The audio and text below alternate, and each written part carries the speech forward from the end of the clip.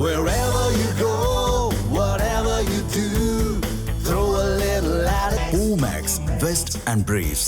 Iran மீது அமெரிக்காவும் இஸ்ரேலும் தாக்குதல்களை தொடங்கிய பின் பதிலடியாக ஈரான் இஸ்ரேல் மீது மட்டுமின்றி வளைகுடா நாடுகளில் உள்ள அமெரிக்க ராணுவ தளங்கள் மீதும் தாக்குதல்களை நடத்தி வருகிறது. எதிரியின் ஏவுகணை தாக்குதல்களை முன்கூட்டியே அறிந்து இடைமறிக்கும் வகையில் கத்தாரில் உள்ள அமெரிக்காவின் வான் பாதுகாப்பு ரேடாரையும் அல் உத்தைத்தில் உள்ள அமெரிக்காவின் மிகப்பெரிய விமானப்படை தளத்தையும் ஏவுகணைகளை வீசி ஈரான் தாக்கி அழித்துள்ளது. மேலும் Kuwait, Saudi Arabia, Oman, Bahrain, Jordan உள்ளிட்ட மற்ற வெளிகுடா நாடுகள் மீதும் ஈரான் ஏவுகணை மற்றும் ட்ரோன்கள் மூலம் தாக்குதல் நடத்தி வருகிறது.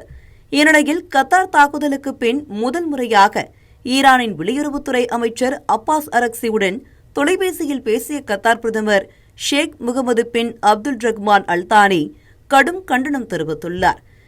இது அமெரிக்காவுக்கு எதிரான தாக்குதலே தவிர கத்தாருக்கு எதிரானது அல்ல என அரக்சி கூறியதை ஏற்றுக்கொள்ளாத அல்தானி, குவைத்தில் ஒரு சிறுமி உட்பட பல அப்பாவி பொதுமக்கள் ஈரானின் தாக்குதலில் பலியாகியுள்ளதாக குறிப்பிட்டுள்ளார். மேலும் ஈரான் வளைகுடா நாடுகள் மீதான தாக்குதலை உடனடியாக நிறுத்த வேண்டும் என்றும் வலியுறுத்தியுள்ளார்.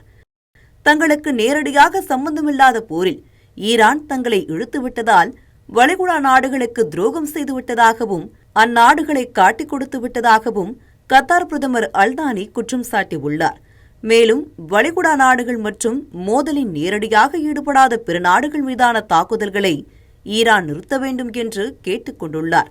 வளைகுடா நாடுகள் மீதான ஈரானின் தாக்குதல்களை ஆபத்தான தவறான கணக்கீடு என்று விவரித்த அல்தானி, இதனால் வளைகுடா நாடுகளும் ஈரானுக்கு எதிராக போரில் இறங்கும் என்றும் எச்சரித்துள்ளார். ஏற்கனவே கத்தார் பிரதமர் அல்தானி தலையீட்டின் பேரில்தான் கடந்த ஜூன் மாதம் நடந்த 12 நாட்கள் இஸ்ரேல் ஈரான் போர் முடிவுக்கு வந்தது என்பது குறிப்பிடத்தக்கது. வளைகுடாவின் பாதுகாப்புக்காக அமெரிக்க ராணுவ தளங்களை தங்கள் நாட்டில் அனுமதித்துள்ள போதிலும் ஈரானுடனும் நல்லுறவையே பேணி வருகின்றன. வளைகுடா நாடுகள் முழுவதும் நடத்தி வரும் தாக்குதல்கள் ஈரானுடனான அந்நாடுகளின் உறவுகளை சிக்கலாக்கியுள்ளன.